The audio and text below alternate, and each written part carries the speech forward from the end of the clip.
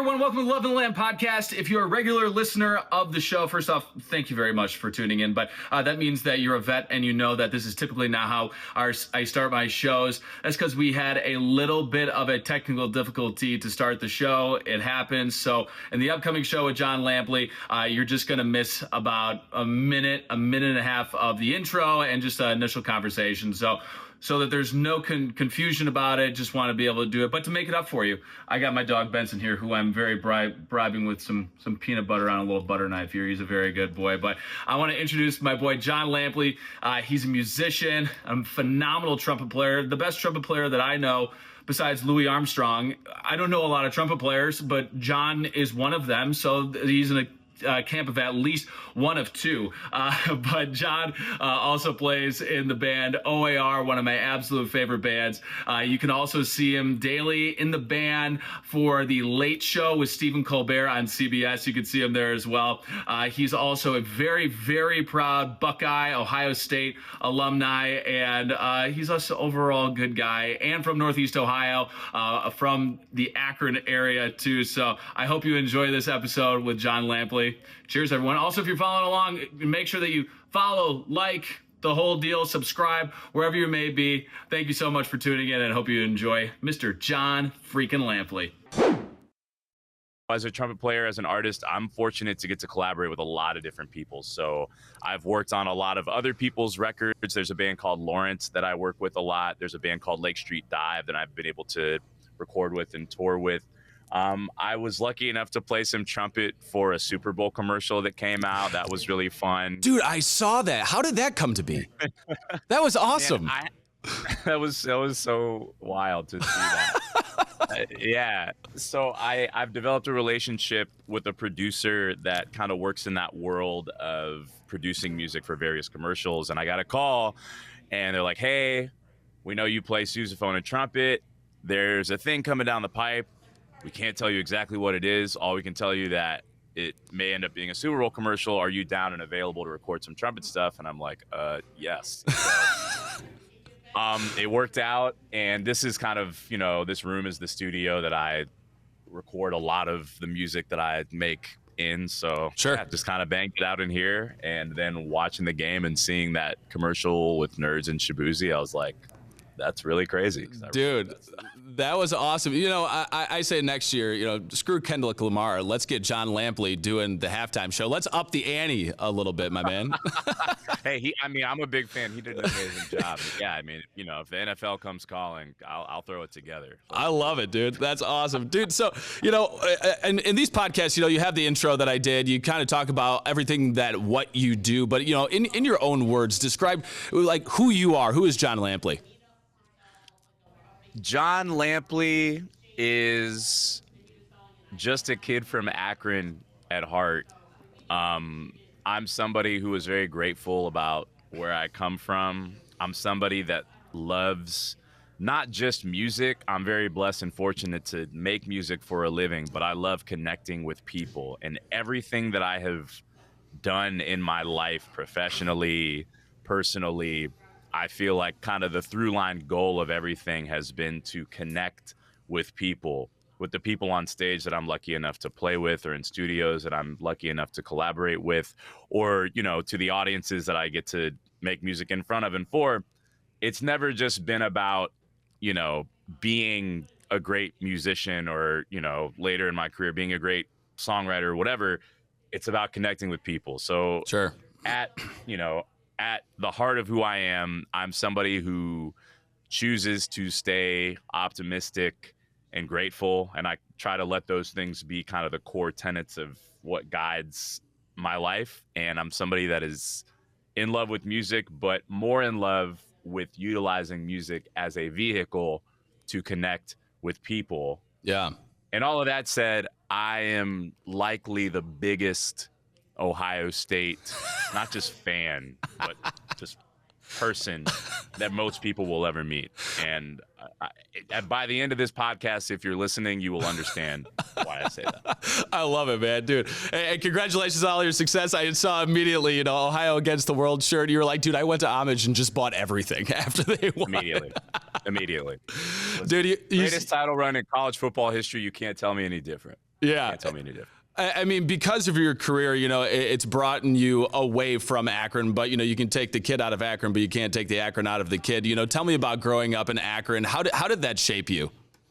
Yes. So because this is Loving the Land, a podcast that I feel like a lot of people will be listening are from Ohio, I can say that I grew up in Talmadge, Ohio. All right. Which is literally 10 minutes down 76 from Akron proper. We'll give it to you, though. Yeah. For sure. You know, I grew up in Akron, and I feel like what I was saying to you, everything that I am is because of where I came from, the culture of Ohio, but also the people that I grew up around.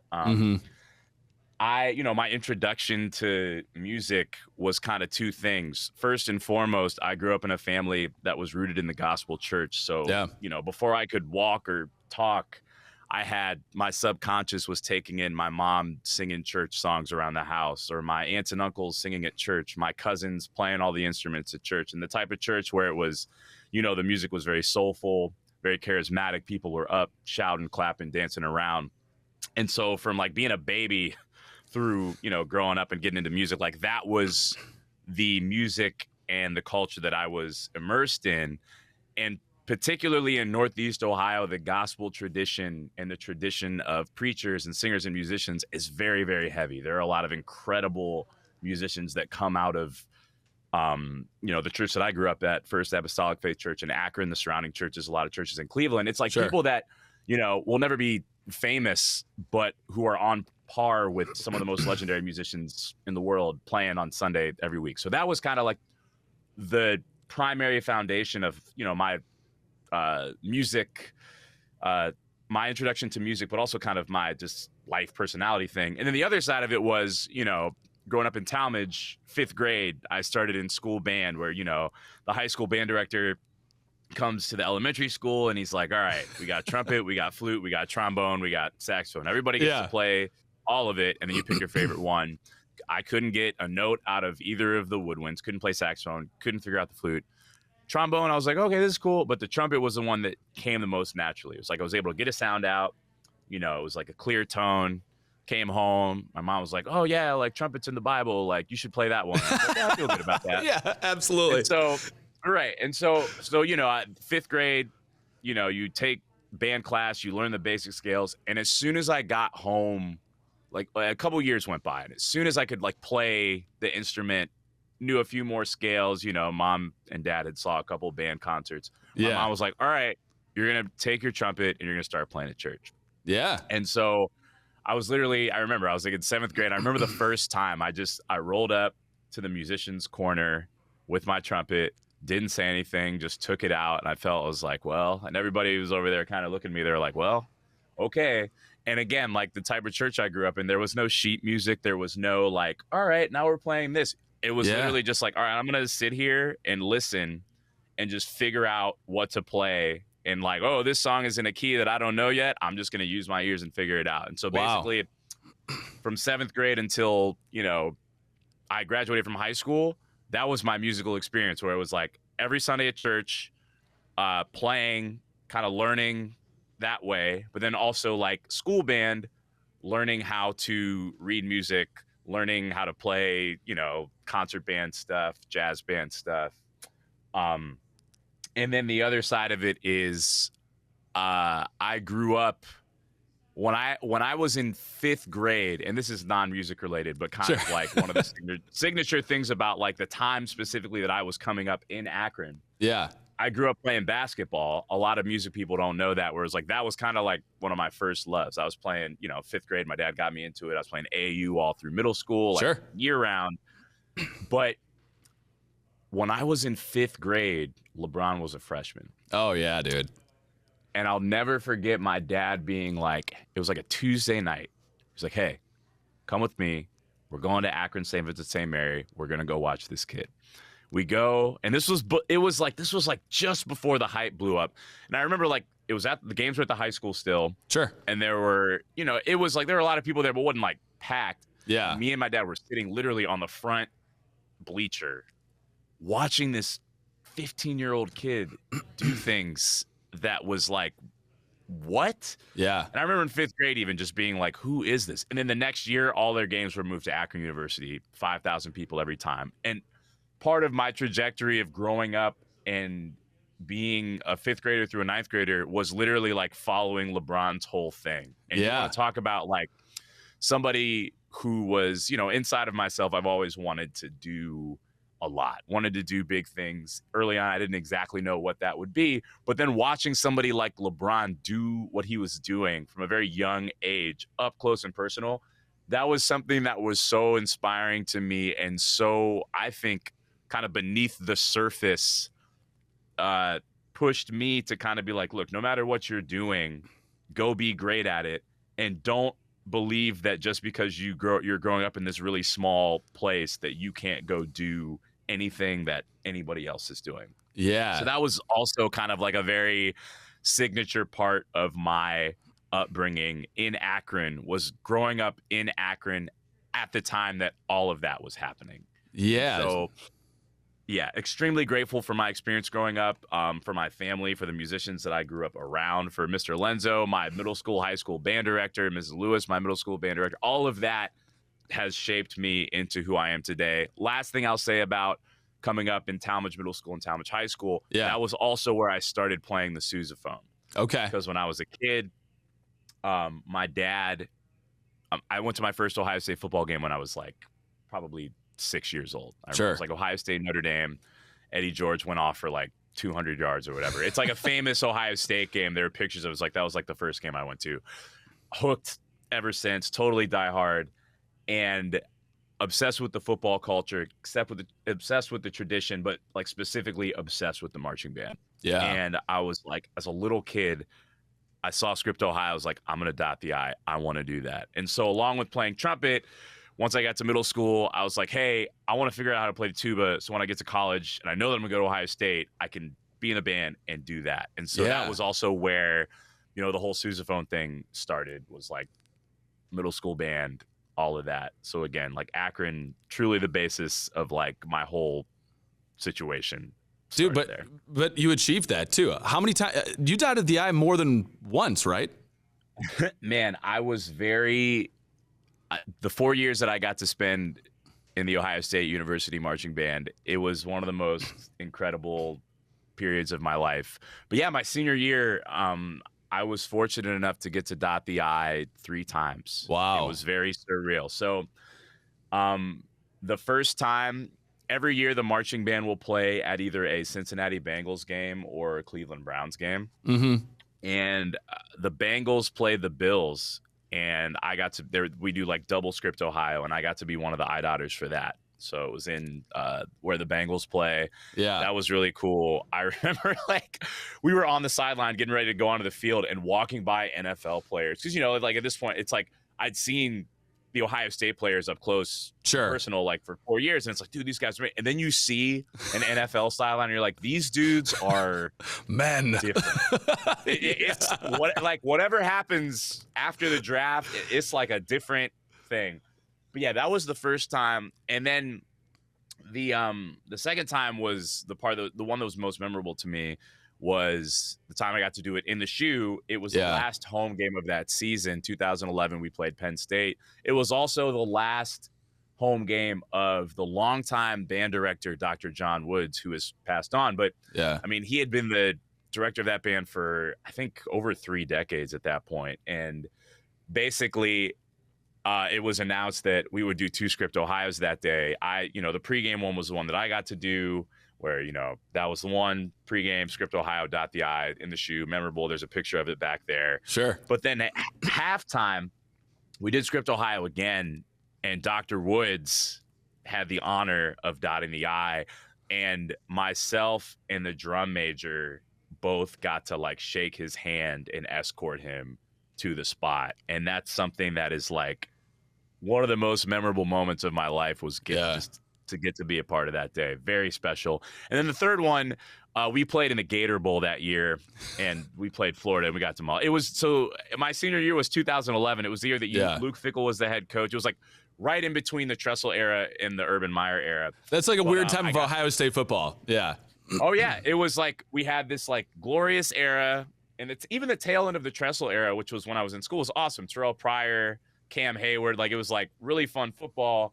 And then, you know, they cracked down with the whole tattoo scandal, which would not be a thing now. Yeah, no. But my senior year was the Luke Fickell year. And even though people remember that as like, oh, they went 500, they were like not bowl eligible, it was a tough year.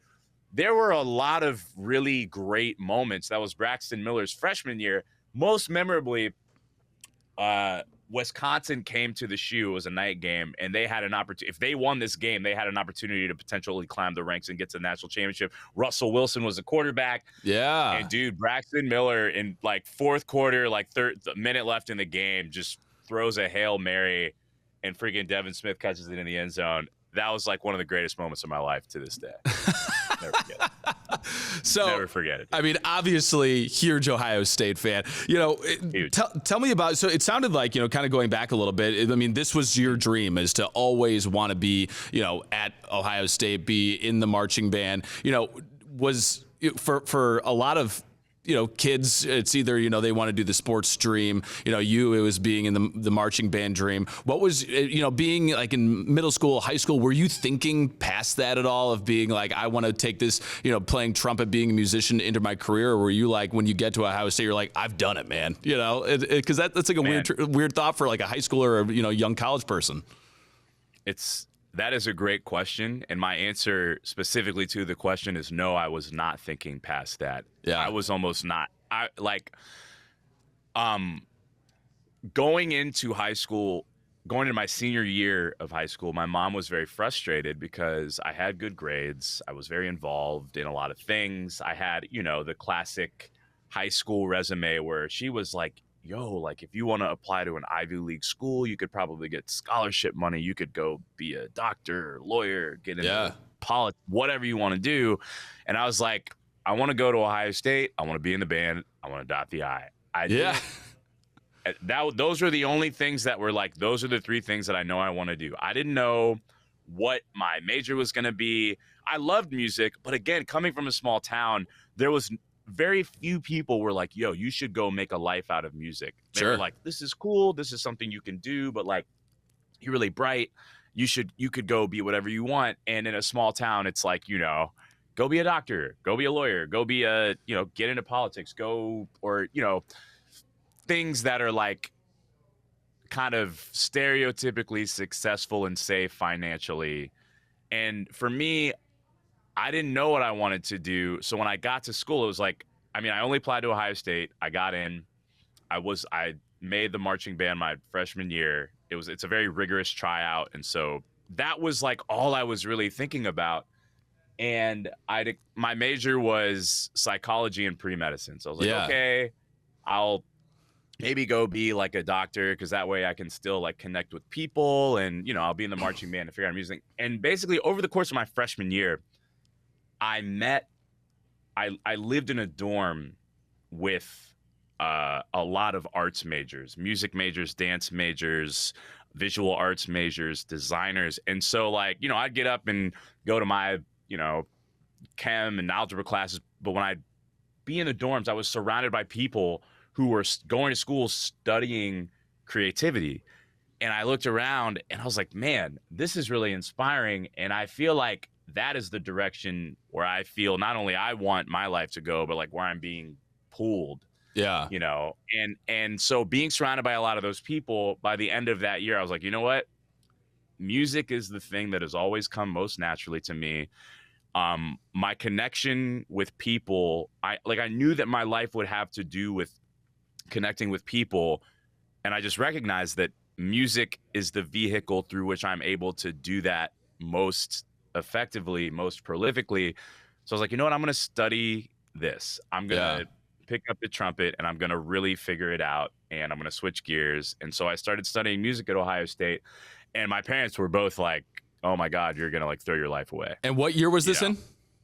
This was, so my freshman year at Ohio State was 2008, 2009. Okay. And so basically I started studying music at Ohio State in 2009. Sure. And it added another year to my college, because you switch majors, you got to like do another year. Yeah. But that was when I really started taking music seriously. And again, like some people, I was thinking about this today. Some people very clearly, you hear stories about songwriters where it's like, oh, I was 10 years old and I had a notebook full of songs, or like I was 10 years old and I was practicing piano or saxophone like 8 hours a day.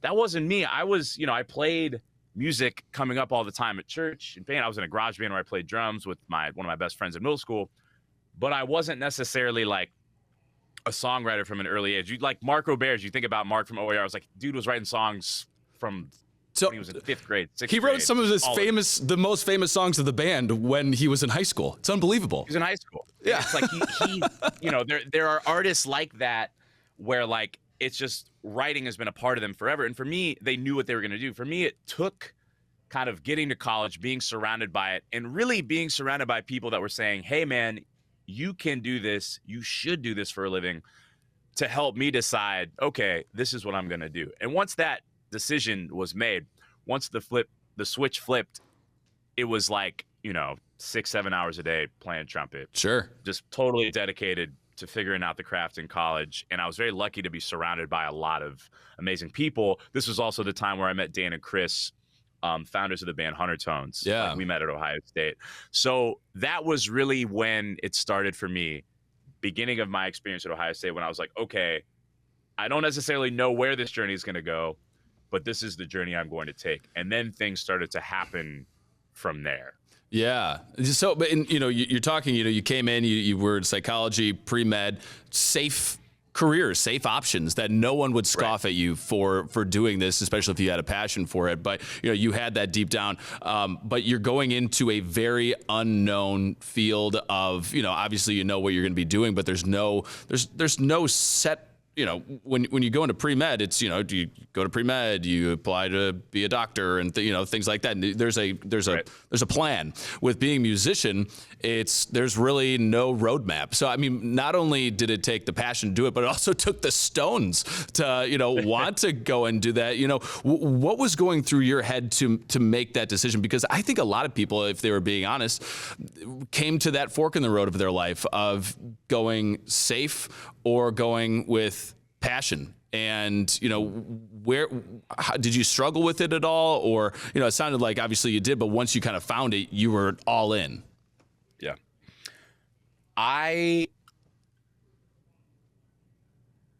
The way that I was raised and the faith that I grew up with, has a lot to do with it. And not just this idea of like, I prayed about it and God talked to me. Not necessarily with that lane. I mean, I feel like because of who I am and how I was raised, you make any big decision, you take a second, you're like, all right, let me pray about this and meditate on all of the options. But I was raised in a culture of, and I call it almost like irrational faith. And what I mean by that is like nothing under the sun feels impossible. And I always, like from a young kid, like elementary school, middle school, high school, I never felt like anything was off limits or like too far away. When I would see somebody do something great, whether it be like a artist or a LeBron or whatever, the thought wasn't like, man, that's so amazing. Like those people are so amazing and I could never do that. It was always like, oh, well, like, somebody is in that position doing that at a high level. Like, why wouldn't that be me? Yeah. Like, somebody's doing it. I'm a person. Why wouldn't I be able to achieve that? And, it's a lot of hard work. It's a lot of opportunities and things going the right way. But because of the way that I was raised, there was always a belief that, if you're willing to put in the work and do right, that anything is possible. And obviously, like, the reality of life is not everybody, a lot of people put in a lot of work and things go sideways. Sure. But I'm just telling you, that was something that was always kind of a guiding principle of how I operated, even before I realized that it was. The other thing I will say is that it was really difficult. The fork in the road was really difficult because people that I really loved, my parents, certain family members who I felt had supported me in every decision that I had made my whole life, coming to every basketball game, you know, helping me get good grades, like taking me to basketball camps, all these things. When I said, hey, I'm going to do music for a living, they were like, oh no, like you shouldn't do that. Yeah. You think that's a bad idea. And so it was hard to have people that I, you know, and that's frustrating. I was angry. I was bummed out because it's like, oh, well, you supported me in everything. And I go to you and I tell you, like, this is the thing that I feel most excited about. And it's a decision that I'm making for my life. And you're telling me, we don't think you should do that. Sure. That was really difficult. And it took me many years to realize that, you know, that was coming from a place of love. Yeah. They're scared because there was no example of somebody becoming a musician professionally in their life. All they knew was that people who do music don't make a lot of money, often get into, like, you know, certain scenarios that are not great. That was their picture of it. So they were scared about that. And getting older, I understand it. I held a lot of frustration for a long time and I let that go. And I think a part of that is just living life. You learn, you go through some things. But on the other end of that, there are a lot of new friends that I had met and creatives, you know, being surrounded by a lot of friends who were doing it, who were only considering paths in dance and music, in the creative arts, and were so dedicated to it and so passionate about it, almost like no matter how this goes, I'm going to give it my all. Yeah. And being surrounded by people like that was really what pushed me forward and really gave me the confidence to say, you know what, I'm going to go down this path, you know, no matter where it leads. And then I was very blessed, very fortunate early on to see signs of, and I'm a bit, again, like I'm a person of faith. I'm never somebody to push my faith on anybody else, Sure. but I'll just say, like, this is what I believe based on, you know, what I've experienced and what my life is. I think that once I made the decision to go down that path, things started happening that I interpreted as, you are on the right path. Yeah. Like the world, the universe telling me, God telling me, you know, again, just only what I believe, you're on the right path. One of those things was literally like 2 years after I switched to this music major, Jerry DePizzo comes knocking. Yeah. You know what I mean? Dude. And it's like the So you type were of in thing college where, when like, he reached out to you? I was a junior in college, man. Wow. 2011. I'll never forget it. And this is kind of a good segue into kind of my history with O.A.R. Yeah. I was 2 years in, or I was, 2.5 years into the music major. I had met Dan and Chris from Huntertones, and we were kind of developing that band and figuring out what that was going to be. And I feel like I also had two other musicians. We were all pushing each other, growing with each other. And but I was also at a point where it was like, my parents were still frustrated. I was in college playing some shows around town, but like the biggest show I would play is, at a club for 40, 50 people. You're making $30. Sure. Every once in a while, you'll get called to come play at this banquet, and they pay you $200. And I was like, man, like this is gonna be tough. Like, was that kind of the eye-opening thing of like, it's not all sunshine and rainbows. Like, I gotta make some money here. It's gonna be really hard. And also, like, man, college is, it's like college is fun, but college is hard. And that year, it's like there, a lot of class. It was very busy, very heavy time. I was going through some personal stuff. My dad was sick, and so it was like a heavy time. Yeah. And literally, man, the end of that year, the end of my junior year, the jazz ensemble plays a concert at Ohio State as a part of basically all of the music ensembles at Ohio State play this concert. It's like a Christmas thing. The end of the concert, the leader of the jazz band at that time, his name was Chris Keith. He pulled me to the side. He's like, hey, John, you've really grown in these past couple of years as a trumpet player. You sound really good. Listen, I have a friend. His name's Jerry. He plays in a band, and that band tours a lot. And they're looking to add, he plays saxophone. They're looking to add a trumpet player and a trombone player to the band. I know you're still like here in college, but I really think that like you could do it and you'd be a good fit. Dude. Would you mind if I like gave him your name? Yeah. And I had heard of O.A.R. I grew up in Talmadge. A lot of people listen to O.A.R., but Yeah. it wasn't like a band that I was like super into. I just knew like, oh, I feel like I know that band. But I was like, yeah, sure, man. Like, you know, I was at a point in my career, it was like, yes to everything. Anything. Like, sure, if it worked, it worked out. Right. So this was in December. And January, February rolls along. You know, I'm in school. Don't hear anything. Kind of, you know, it's in the back of your mind. You forget about it. March arrives. I'm in a class. I get a voicemail from an unknown 614 number, Columbus area code. I go to the bathroom. I pull out my phone, listen to the voicemail. Hey, John. My name's Jerry DePizzo. I play in a band called O.A.R. And we're looking to add some horns for our summer touring schedule. And your name came up. So I'd love to come hear you play if you got any shows in town at some point. And just give me a call back and we can talk. And I was like, what? Dude. It was like kind of thing where it's like, wait, is this for real? It's like a nationwide tour, you know? Yeah. It's unbelievable. So I called him back. You know, I call him back. He's like, hey, John, blah, blah, blah, blah. And Evan Oberle, who's a trombone player, had a show coming up, and we were both going to be playing on that show. It's like, hey, Jerry, come out to this show. Jerry comes. We're playing. He ends up on stage with us. We're all playing together.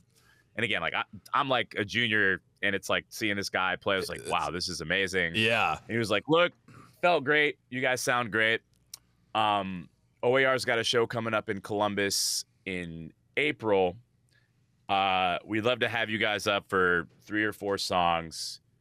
Here's the arrangement. Learn these. We'll practice it together. Yeah. And so that show comes, dude, I'll never forget it, man. Because, like, dude, the biggest, you know, the marching band thing was one thing where you're on the field in front of 105,000 people. For sure. But, like, it's a different thing. I'd never played for more than, like, you know, 40, 50 people, or like at church, you know, like 100, 200 people, like in the church. It's different when you go into like a rock show, you know? Bro, we went up on, they were like, all right, we're going to have these horn players join us for a couple of songs. Stepping up on the stage and seeing, like, I mean, what is now Kemba Live, but it was the LC Pavilion at the time. Yeah. And it was like sold out, 5,000 people. Jerry talks about it all the time. Like, as soon as we stepped on the riser, he watched our face, and like me and Evan's faces were just like, like straight up, like, what? Yeah. But yeah, man, and we played the show. It went well. Met all the guys in the band, and Jerry was like, hey, went great. Guys loved it. How would you like to come on tour this summer? Sick. And it was like, so that was like your audition, essentially. Yep. That was essentially the audition. Yeah. And it worked out. Went on that first tour, and like, dude, I'm talking like, because of a scholarship situation that I had, I lived in the dorms like for 4 years. So it's like, you're talking about going from like living in a college dorm to like living on a tour bus and playing in front of literally thousands of people. Yeah. And it was like, as it's still in college. And that was year 1 with O.A.R. for me. And what was really crazy was, like, after the summer, going back to school into the year that I would be dotting the I, but throughout the fall, them being like, hey, like, we got a couple of shows that we want to do. Like, would you guys come out? So, dude, imagine I've got music theory homework. Yeah. That I'm having a book bag, jumping on a plane, flying to DC, playing with O.A.R., doing homework in the back room, flying back to Columbus on Sunday, going back to my dorm, going to marching band rehearsal. Like, that was like my senior year of college. It was very surreal, man. Unreal. Yeah, it was really cool. Dude, that is so awesome. So, all right, all of this is happening. At what point, because now, I mean, you are not a founding member of O.A.R., but you're a member of O.A.R. When did that kind of become solidified? Not just like, hey, come join us. Because I'm assuming this is right after the King album, correct? Where there was a lot of horns. Right. So basically, that was the reason that they wanted to add a section. It was literally King had been released. It was like King was coming out, and this was the tour for that album. And you ask a great question. That first year, me and the trombone player, Evan, we would only play on like 30% of the show. Sure. And basically, every day of that tour, we would get together with Jerry and literally we learned like the entire O.A.R catalog, which at this point was massive. Yeah. And like Jerry had come up with all these arrangements and we were just practicing them all day, every day, memorizing stuff. But also like for new songs that were coming up, we would help Jerry with arranging the songs, which was really fun. The next tour, we played on a couple more songs. The tour after that, it was just me and Jerry. And I want to say 2013 was when there was a shift, and I really they really started to trust me in terms of like helping Jerry to arrange, but also, you know, Mark was like, yo, we're going to give you a microphone and I want you to sing more on stage. That's awesome. Or, you know, Jerry was like, hey man, like, I know I usually take all these solos, like you can take these ones tonight. And also just in terms of developing like my personal relationship with the band, like these guys to me were like, can I talk to you? Am I allowed to talk to you? Yeah. And it started to become much more like collaborative, you know, looking at them more as peers than like my bosses. Sure. So I would say two years in, that started to happen. And then once that started to develop, my relationship with the band really started to grow, particularly my relationship with Jerry, my relationship with Mark. When I moved to New York, Mark was one of the first people to like show me around, buy me lunch, because he had lived here for a while. Yeah. And I would say from there, I started to feel more comfortable throwing out ideas. And so that was kind of where, you know, it started to solidify. You know, the 5 guys, original guys, those are the original guys. That's O.A.R. Yeah. And, you know, I'm very grateful to be a touring member of that band. But it's definitely become like, you know, in the last 5 years, I've literally like, I'm co-writing songs with the guys, or like, you know, I'm, you know, getting to be a part of a lot more of the inside process of things, which has been really, really special. And yeah, it's, you know, those guys went from, you know, these dudes that I was very almost scared of to now I consider them family, you know? Yeah. Yeah. Dude, I mean, because that's a lot of pressure. There is you know, Richie and Mark and drummers escape Chris. They grew up like right down the street from each other and knew each other, and then Benj lived in the same area, and you know, there's like longer than 30-year history there. That's a lot to step into, especially when you know, with a band, it's a lot like a team, you know, and kind of coming into that. How did you handle that? Yeah, I mean, I am younger than the guys are by about 10 years. So are you about 35? 35, yeah. And they had this shared experience of literally like starting in 8th grade, playing with each other, talent show, but to literally starting from there and to be a band for, you know, coming up around 20 years when I had met them, but like, dude, they're coming up on the 30-year anniversary of making music together. When you're like, there's a reason that bands don't last that long, and it's because it's really hard. When you have success, you're creating, you have success, the dynamic of relationships and families and everything shifts, and it's really hard to maintain relationships and to continue it. And the fact that they've been able to do it for so long has been so inspiring to watch. There was definitely a pressure is a good word for it. I think I just held an awareness of like, oh, these people have been close for a long time. They've had success in this industry, and they've figured out a way to do it on their own terms. I don't want to, you know, I feel like I was aware of the dynamic, and I wanted to respect. I never wanted to push my way into, you know, an inner circle that I knew that I wasn't a part of. But also it was just, you know, let me be present, do my thing, be respectful. And as my relationship grows and they invite me into the process more, I'll take it as it comes. Yeah. And So it was very, there was a lot of pressure to like never, you want to be a part of the thing, but you never want to feel like you're trying to push your way into something that you weren't there for. Sure. But I will say the guys have been incredibly gracious in inviting me into this inner circle. Yeah. And as I've gotten closer, I've learned a lot more about the history of the band, the history of their relationship, how hard they have all worked, once that success came, to be like, yo, we have to get better at what we do and keep creating to be able to grow if we want to do this for a long time.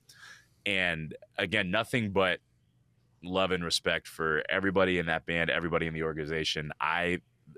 Those guys are family to me, and I genuinely appreciate them accepting me and bringing me into the world of it. Dude, I mean, this is a good lesson for anyone, even just going into a job. It's, having self-awareness. It's respecting the people and the organization or the band, and, and kind of knowing your place on the totem pole, and it's working really hard to be able to earn that respect. But it's a process. It doesn't just happen overnight, Right. And that's where people get pissed off, is when you start stepping on people's toes, Right. It's that awareness of exactly what you said, knowing where you are situationally in the totem pole, but also balancing that with being confident that you're there for a reason.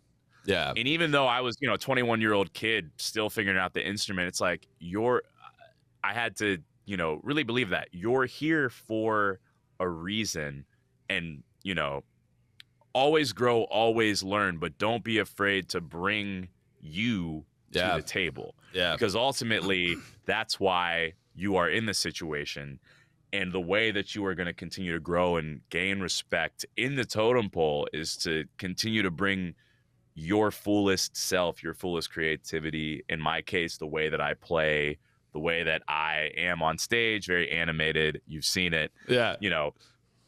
Bring that, and, being confident in that, as well as being aware. And I will also say that I'm very grateful that the guys have allowed me to be me on stage as a musician in their world. It's been really, really fun to get to add my genuine self to the O.A.R.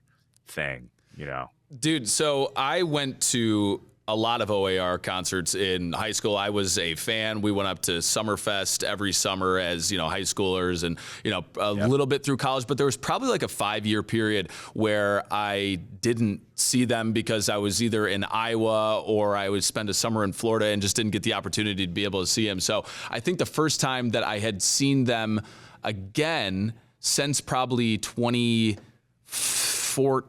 or 20, maybe even earlier. I don't remember, 2013 maybe. And I know that you weren't there, so maybe it was even earlier, but it was like 2018 and you guys played in Cleveland, and I was like, who is this dude? And it was you, you're like huge, you're dancing. And with artists, you can tell when they're, they might love music and they might love performing, but you can tell when someone's phoning it in that day.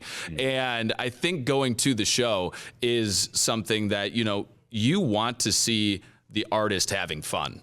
And that is you 100%, and I mean, where does that energy, it's just energy, dude. It's O.A.R. and you're the exclamation point on the band, Man, I appreciate you saying that, man.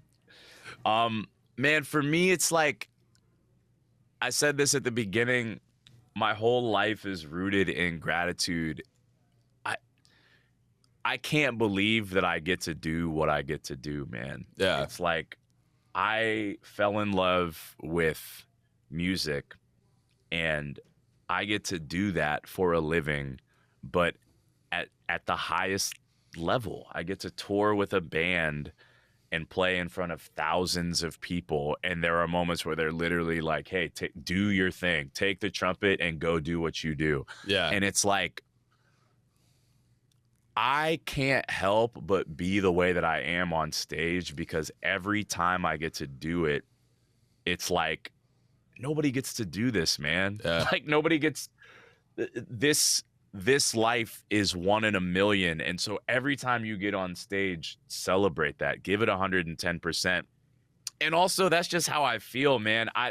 If you talk to me, not on in a regular setting. I'm somebody who's very just emotional, and like if I'm happy, you'll see it. If I'm bummed out, you'll see it. But I there's no filter on the joy that I'm feeling from the people on stage, from the people in the audience. And what I find is exactly what you said. When you see somebody fully enjoying what they're doing, you can't help but feel that yourself. Totally. And so this is why I say music is a vehicle for me, because I want to reach people with the music that I'm playing, with the music that I'm singing, but also I want people to watch me and understand that there is a joy that I am feeling in what I'm doing, and I want that to translate directly to them in that moment. But also, like, when you go home and you go into your life, carry that with you. Yeah. You know, you're in the middle of your week, you're like, man, this is a slow day, but like, hey man, remember when that trumpet player was like giving it everything he had? Like, let me give it some of that today. Sure. And that it really comes from a place of just gratitude to get to do what I do with the people that I do it with. And so all of that energy and animation, it's just every time I'm up there, I have no choice but to just give it everything that I have, you know? I love it, dude. So, 30 years with O.A.R, and then we're going to kind of move on here from O.A.R. But I have to ask you this because I think that you'll have an interesting perspective. So, I've interviewed Mark, I've interviewed, basically the whole band. But with a question that even like the Today Show asks or whatever when they're on, it's how have you guys been able to do this for 25 to now 30 years? And they always give a good perspective, but I want to know from your perspective, how have they been able to do it? Because, you came in when they were 20 years into the tour, and, look at just even like the Beatles, the biggest band ever. They were together for like less than 8 years, which is unbelievable. So even to do it for 30 years, even to do it for 10 years is unbelievable. From your perspective, how have they been able to stay together and continue to make music and, and have what seemingly is a great personal and professional relationship for 3 decades? Man. So coming into the O.A.R fold in 2011, which is now 14 years. Yeah. Which is very surreal because, like, doesn't seem like you've been there for that long. It's crazy. It's very surreal. 2026 will be 30 years of O.A.R, and at that point, I will have been there for half of it. Wow. Which is bizarre to me. Yeah. I was thinking about this recently where it's like, it still feels like I'm the new guy sometimes, but then you're like, no, man, you've literally been there for like the second half of their tenure. Yeah. Which is like wild. So reflecting on this, I don't know a lot of people that work harder than O.A.R does collectively, but also the individuals that are driving the bus behind the scenes. It's so hard to keep momentum going in the music industry, particularly when you have great success, because with music, like anything else in creativity, it moves. Like, what's popular in 1990 is not the same thing that is popular in 2010. Yeah. So to be a band that has continued to have success, continue to tour, continue to have a fan base that grows, but also that rooted fan base that you've developed has stayed with you for 30 years, that's a lot of work. It's a lot of I don't want to do this radio thing on the 4th day of a show in a row before I got to go do sound check party but they do it, man. Yeah. They do it because they know that to continue driving the bus that is O.A.R. So it just one of the hardest working bands that I've ever been around. Mark is constantly writing, constantly creating a new album, working to continue to put incredible songs out there for the people to enjoy that, again, are feeding the original fan base, but also like, oh, what is this new sound that's happening in 2010, 2015, 2020?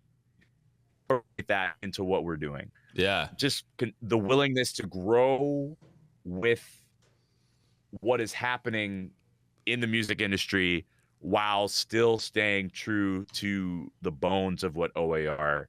is, to continue to be a band and to have success. And the other thing I will say, and this is probably the more important part of it, and again, I don't, they've been together since 8th grade. Yeah. I came into the watching a group of people that have known each other since they were kids and grown up together, had experiences together, incredible highs, incredible lows. Yeah. Experience those things together and find a way, families, to go from knowing guys in 8th grades to knowing your boys' kids, like just it's crazy. And seeing this event on the tour bus, experiencing all of that together, navigating the personal relationship of those 5 men over time. A lot happened, and I'm sure it hasn't all been roses. I'm sure there have been moments where it's contentious, and it's like, I don't know the history, but with any group of people, I know what, for me, it's like, I know I've been like the Huntertones guys for time. Like, there are moments where you butt heads, but to be able to put enough of that on the shelf to continue to collaborate, to continue to grow, to compromise at times, to keep the personal relationship forward in an industry that can be very volatile, has been incredible to watch from the outside. And I have so much respect for those dudes to be able to manage what it is to be partners with your best friends across time and to just keep it going. I have a lot of respect. So I think for me, those are the things that I see have allowed them to continue just being the part of working dudes and finding a way to manage these personal relationships across time, where it's like, and you see it like all this, you could tell these guys love each other and it's not fake. Yeah. They do have a beautiful relationship, but also like in the times that it's been hard to navigate that and move forward. And I just have nothing but love and respect for those guys. I've learned so much from being around them, just as a human being. I'm just really grateful to have watched it and to around it. All right. Yeah, dude. I mean, it's been unbelievable to be able to see it. And all right. So from O.A.R. and then I mean, you do so many things. I mean, I looked down at my phone. We're like almost coming up in an hour. So, but there's just so much you do and have achieved, and I want to try to be able to get to it all. The Late Show with Stephen Colbert. When did you get the call for this, and what was that like? I mean, how did that opportunity come about? Right. So shortly after I graduated from Ohio State in 2013. With Dan and Chris, the horn players from Huntertones. And basically it was like jumping into the pond, jumping into the ocean, barely knowing how to swim. Sure. It's like we knew a couple people there. I was in this situation with O.A.R, so I had a little bit of money saved up. I wasn't like totally broke moving there, but New York is very expensive. So it was like, we were eating a lot of beans and rice and Little Caesars pizza the first year living there. It was really just a matter of networking, man. I met an incredible drummer named Sammy Miller, who asked me to play tuba in his band, and trumpet. So I was playing with him, and we would play at a club called Dizzy's. It is a club that is right in the middle of Lincoln Center, very beautiful, and a lot of people who went to Juilliard play at Dizzy's went to Juilliard night set. So I was playing in Sammy's band at Dizzy's, and this was probably within 5 or 6 months of living in New York. Yeah. And so going into 2015, we're playing at Dizzy's, and literally this dude gets on the piano and like plays some stuff. I didn't know who he was. I've never seen anybody do. ever. And like I said, I grew up around a lot of amazing church musicians. Being on the road with O.A.R, I'd gotten to see a lot of really cool stuff. Those guys are amazing. This dude sat down on the piano. I was like, what is happening? Who is this dude, Batiste? I was like, okay, let me go check out his stuff. But here's the thing. I go home. The next day, I get an email. Hey, Jon Lampley, this is Jon Batiste Management Company. John saw you play. Shows coming up. Interested in having you in his band for these shows. Would you be down? And I'm like, yes. Yeah. Because again, I'm in this phase of my career where I'm just trying to see what's next, find opportunities. And so I went on shows with Jon Batiste. There were a couple of shows in New York, and then he had a big show headlining the Newport Jazz Festival, which is a big jazz festival every year in Newport, Rhode Island. And he was kind of at a point where he was on an upward trajectory. The other thing that was announced that Jon Batiste was going to be the band leader for the guy who was taking over for Letterman, Stephen Colbert. Yeah. And so what I kind of realized at the time were that these shows that I was playing with, trying to kind of see, okay, I need to expand my band for this TV thing. Who could be a part of the fold? And so I remember this, dude. I played the Newport Jazz Festival. The next day, I flew somewhere and jumped for that summer tour. With like 2 weeks left to go on the O.A.R tour, I got an email. Hey, this is the house band producer from the late Jon Batiste wants to know if you'd be interested in being in this band. Dude. And I remember I was on the bus and I was like, oh my gosh, you guys check that out. And all the band guys were like, dude, this is so cool. It was like a whole thing. Everybody was freaking out. And so basically, I told them, I'm on this tour with this band right now. I don't want to bail on them. As soon as I get back, I am totally down to jump in. And they were like, hey, that's great. I got back to New York, and I think it was the third week of tapings. They back, and we'll get you caught up to speed.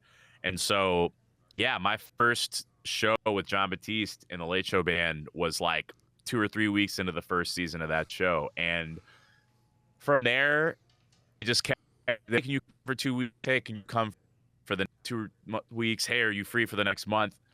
And basically, the first 5 years of that show, I told them, I was like, hey, I'm totally down to be in this band, but I tour with this band O.A.R, I tour with this band Huntertones, and at the point I'm ready to stop doing those things. And they were totally gracious, and they were like, look, we want you to be here, so whenever you're not on tour, be on the Late Show. Awesome.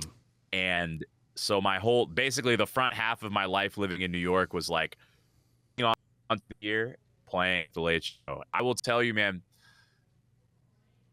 getting to play in that band, initially led by Jon Batiste for 7 years, now led by the brilliant and amazing Louis Cato, it's like ridiculous group of musicians that I've gotten to play with. Just everybody so top tier, and to get to like become friends, but also to just play and learn from somebody like Jon Batiste and somebody like Louis Cato has been so incredible. And then music aside, getting to see the world of vision production at like the highest level, where it's like Stephen has been on TV, and him and his incredible team have been making television that has been like at the top of the ratings for like 3 decades at this point almost. And it's like being around someone, and he's so inspiring. And it's content of the show. What he does, he is brilliant at. He is an incredible host. He's an incredible interviewer. As a comedian and as an improviser, he's one of the best in the game. And it's really inspiring to get to play like that on a regular basis. And then the other cool part about being in a Late Show band like that is like, dude, we get to play with a lot of really cool people. Like, you know, a couple years ago, James Taylor sat in with the band for a week. Dude.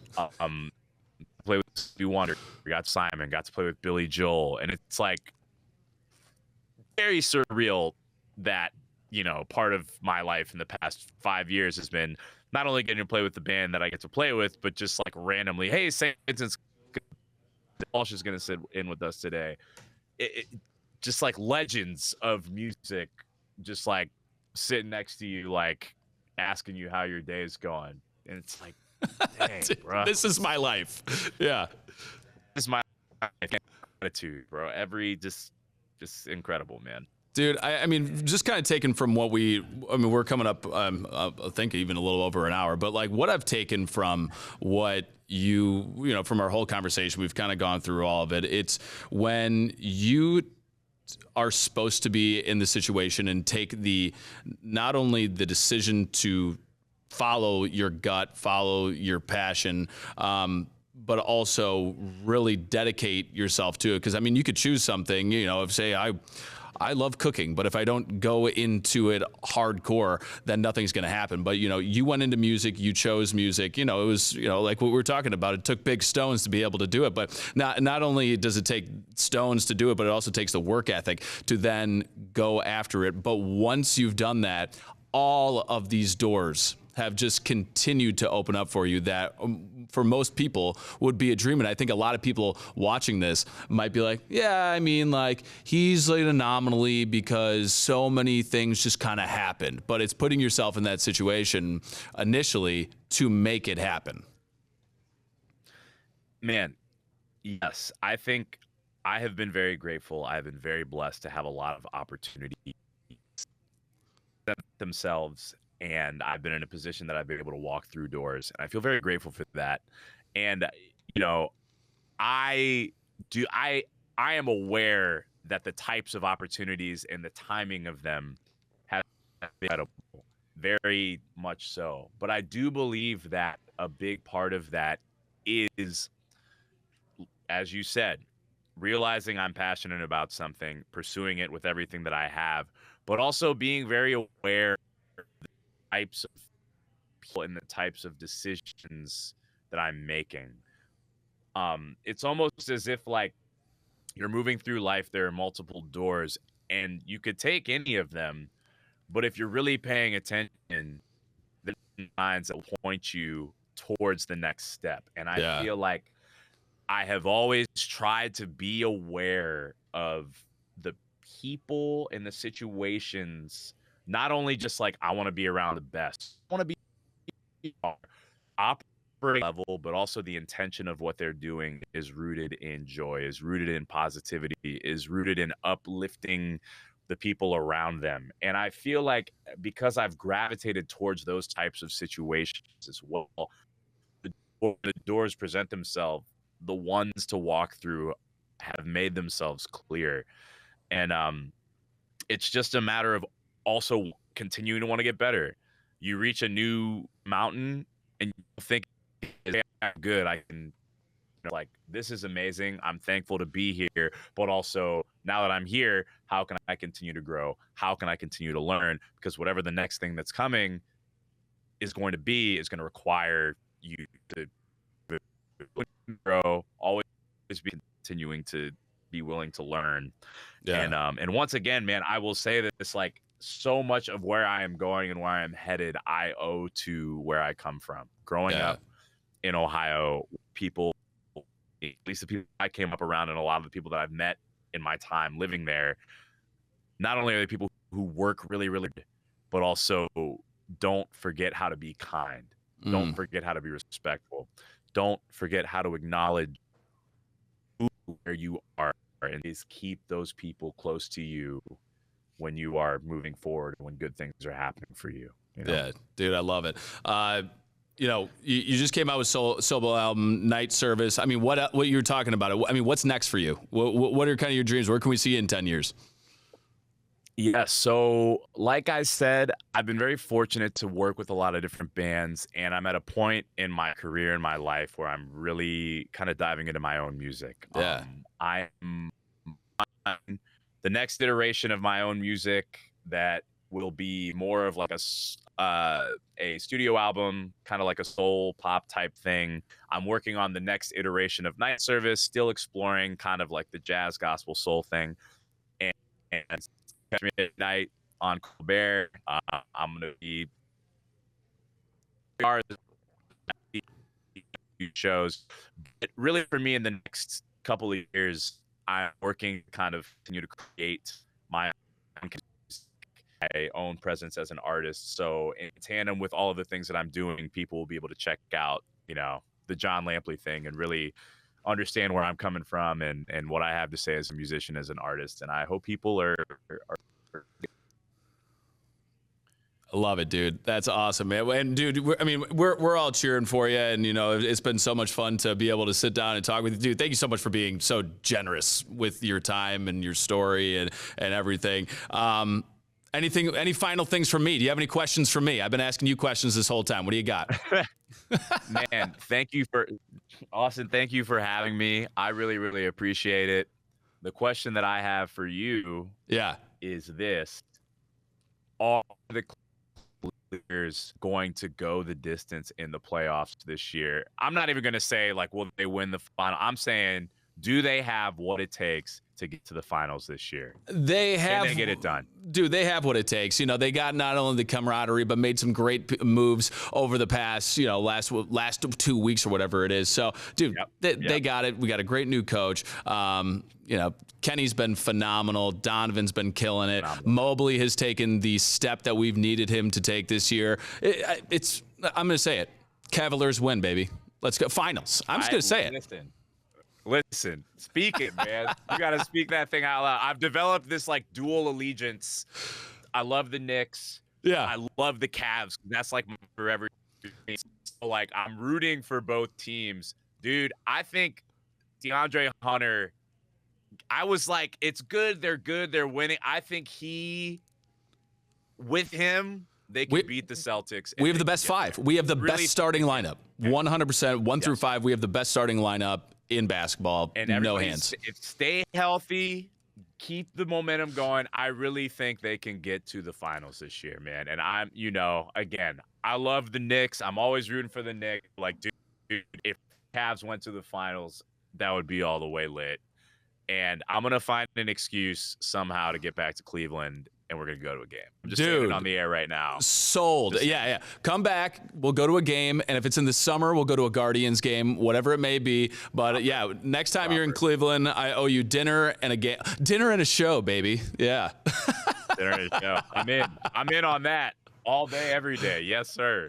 I love it, bro. Well, dude, Jon, thank you so much. Also, note that today's Valentine's Day. Sorry for our future listeners because this isn't going to come out for a week or two. But no one I'd rather spend my Valentine's Day morning with. And it also makes sense for you because you're with Austin Love on the Love in the Land podcast, baby, on Valentine's Day. It's all love. It's all love. Happy belated Valentine's Day to everybody who's watching this. Hope everybody's experiencing all the love. Jon, thank you so much, man. Hey, where can we find out more information on you, your music, follow you on socials, plug the whole thing? Yes, jonlampley.com for all things music. You can buy merchandise there. And then follow me on X and Instagram at Jon Lampley Music. That's Jon with no H. Stay up to date, catch a show, listen to the music. Thank you all so much. Austin, thank you for having me, man. This was awesome. Dude, this is phenomenal. Thank you so much. And for everyone, keep following along, and much love, dude. Appreciate it. Yes, sir.